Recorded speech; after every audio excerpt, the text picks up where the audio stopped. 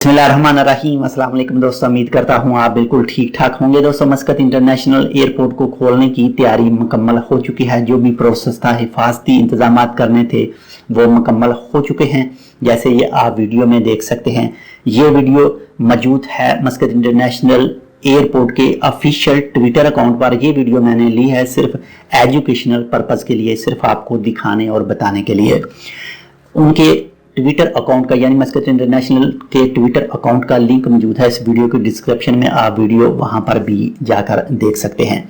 तो वीडियो में जो स्टार्टिंग में स्टार्ट हुआ, वो आप जब सामान लेकर जाएंगे, सैनिटाइज एक मशीन डिवाइस है, उसके अंदर से आपका बैग है वो सैनिटाइज किया जाएगा। और उसके बाद में आप खुद एक मशीन डिवाइस में जाएंगे, वहां पर भी एक ऐसे स्प्रे की जाएगी आपको पूरे आपके ऊपर। और उसके बाद में वहां से आप निकलेंगे, आपका बॉडी टेम्परेचर चेक किया जाएगा।